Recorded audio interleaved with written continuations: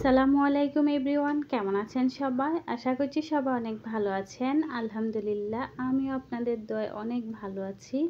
আপনাদের মাঝে আবারও চলে আসলাম নতুন একটা ভিডিও নিয়ে। তো আজকে আমি আপনাদেরকে চিংড়ি মাছের খোসা দিয়ে কিভাবে মজাদার একটা ভর্তা তৈরি করা যায় সেইটা ভিডিওটা আপনাদের মাঝে শেয়ার করব।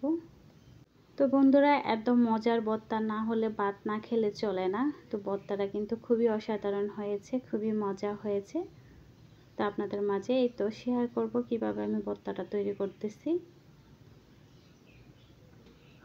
প্রিয় দর্শক, এই চিংড়ি মাছের ভর্তাটা যদি একবার বাসায় তৈরি করেন তাহলে আপনাদেরকে দামি দামি রেস্টুরেন্ট হোটেলে যাওয়া লাগবে না। এত মজার ভর্তা আপনারা বাসায় তৈরি করতে পারেন। আমাদের বাংলাদেশে এমন কোনো মানুষ নেই যে ভর্তা পছন্দ করে না, আর সবাইও কিন্তু ভর্তা অনেক প্রিয়। তো দেখেন আমি কিভাবে খোসা দিয়ে যে ভর্তা তৈরি করতেছি। চিংড়ি মাছের খোসা ভর্তা তৈরি করার জন্য এখানে আমি নিয়েছি কাঁচা মরিচ, ধনিয়া পাতা, রসুন, এই তো শুকনা মরিচ, পেঁয়াজ। তো এখানে দেখেন মাছের খোসাগুলো আমি এই তো এখানে কিন্তু আমি আস্তা চিংড়িও নিয়েছি কিছুটা। তো এইখানে দেখেন বন্ধুরা আমি কিভাবে খোসাগুলো একদম পরিষ্কার করেছি, সামনের অংশ কিন্তু কেটে দিয়েছি, তারপরে ভালো করে ধুয়ে নিয়েছি। আর এই খোসার ভিতরে কিন্তু অবশ্যই মাংস থাকতে হবে চিংড়ি মাছের। তো সে কারণে আপনারা পুরা কিন্তু খোসা দিয়ে ভর্তাটা তৈরি করা যাবে না, তাহলে খেতে ভালো লাগবে না। তো অবশ্যই এর মধ্যে কিছুটা চিংড়ি মাছও নেবেন। তো এই তো দেখেন আমি এইভাবে চিংড়ি মাছ খোসাগুলো ছাড়িয়ে ভালো করে একদম যে লম্বা আঁশ থাকে ওইটা ফেলে দিয়ে একদম ভালো করে ধুয়ে নিয়েছি। তো আজকে যে রেসিপিটা আপনাদের সাথে শেয়ার করতে যাচ্ছি, তো আপনারা যদি এই রেসিপিটা একবার বাসায় তৈরি করে খান তাহলে আর কখনো হোটেলে যেয়ে আপনাদেরকে ভর্তা খেতে হবে না। তো এখানে দেখেন আমি ফ্রাই প্যানের মধ্যে কিছুটা তেল দিয়েছি। তো এখানে কিছুটা পেঁয়াজ কুচি দিব, রসুন দিব, সব কিছু আমি একসাথে দিয়ে দিব। দিয়ে এটা কিন্তু আমি একদম তেলের সাথে ভালো করে ভেজে নিব।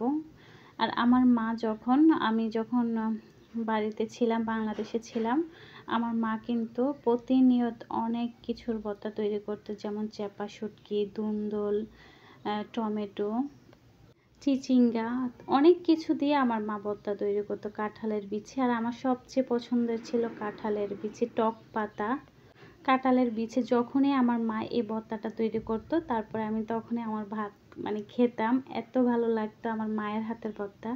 তো আমি কিন্তু হয়তো বা আমার মায়ের হাতের টাই পেয়েছি, আমিও কিন্তু এখন বর্তমানে ভর্তা বানাতে অনেক পছন্দ করি। আর আমি সব সময় এখানে পাকিস্তান আসার পরে আমি বিভিন্ন ধরনের ইউটিউবে এসে যে এত ভর্তা তৈরি করে আসলে তা না। আমি ইউটিউবে আসার আগেও কিন্তু আমি পাকিস্তানে সবসময় ভর্তা আমার থাকতো আইটেমে। তো এই তো দেখেন আমি খোসাগুলা এইভাবে দিয়ে দিলাম। তো খোসার মধ্যে কিন্তু অল্প পরিমাণে এখানে কিছুটা লবণ, কিছুটা সামান্য একটু হলুদ দিলে কালারটা সুন্দর আসবে। তো এখানে দেখেন আমি আবার তাড়াতাড়ি কিন্তু সিদ্ধ হয়ে যাবে, সেই কারণে আমি এইরকম করে দিয়ে দিলাম। তো বন্ধুরা, আপনারা এভাবে অবশ্যই আমার রেসিপিটা যারা যারা চিংড়ি মাছের খোসা দিয়ে ভর্তা তৈরি করতে পারেন না, তারা এটা দেখলে ভালো করে ভর্তা তৈরি করতে পারবেন। আর সত্যি বলছি আমার এই ভর্তাটা এতটা মজা হয়েছে, বাসার সবাই খেয়েছে, খেয়ে অনেক প্রশংসা করেছে যে। আর আমার বাসায় যেই আসুক না কেন, আমার পাকিস্তানের চাচি আছে, ও চাচি আসলেও কিন্তু আমার ভর্তা তৈরি করা হয়। চাচি কিন্তু অনেক পছন্দ করে ভর্তা। তো এখন এই তো বন্ধুরা, আমি আপনাদের মাঝে শেয়ার করি মাঝে মাঝে রেসিপি। তো আপনাদের যদি ভালো লেগে থাকে তাহলে আমার চ্যানেলটা সাবস্ক্রাইব করে দিতে পারেন। আর আমার চ্যানেলের নাম কিন্তু আমি চেঞ্জ করেছি। তো এই তো এখানে আমি চিংড়ি মাছগুলো আগে বেটে নেব, তারপর আমি বাকিটা তৈরি করব। আর যখন বাটার সময় তখন কিন্তু এভাবে খোসাগুলা ফেলে দিবেন, কারণ ভাতের সময় খাবার সময় ভালো লাগবে না। তো বন্ধুরা, এই তো আমি এভাবে ভর্তাটা তৈরি করতেছি। আর জানি না আসলে খুব ভালো লাগে না, মনটা অনেক খারাপ লাগে, কারণ ভিডিওতে একদম ভিউ নেই। কেন জানি এরকম হয় আমি নিজেও জানি না, কারণ সবাই দেখি একই রকমই ভিডিও তৈরি করে, আমিও একই রকম করি, কিন্তু আমার ভিডিওতে ভিউ হয় না। মনটা মাঝে মাঝে অনেক খারাপ হয়ে যায়, তারপরেও এত একটা ইয়ে নেই। তো এই তো দেখেন, আমি প্রথমে খোসাগুলো আগে বেটে নিয়েছি, তারপর আমি এখন যে পেঁয়াজ ওটা আর কাঁচামরিচ, শুকনো মরিচ, রসুন একসাথে বেটে নেব,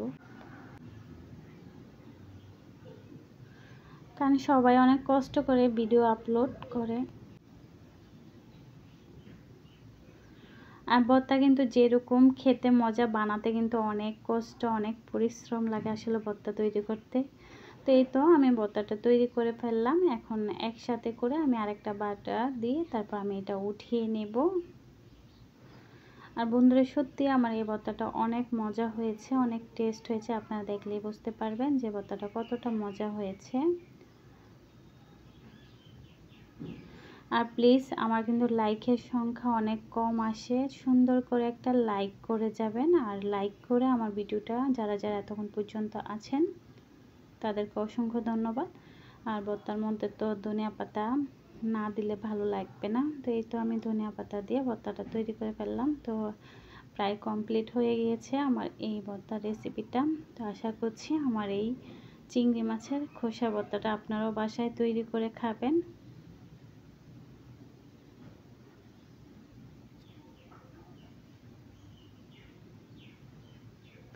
তো বন্ধুরা, সবাই ভালো থাকবেন, সবাই সুস্থ থাকবেন। আল্লাহ হাফিজ।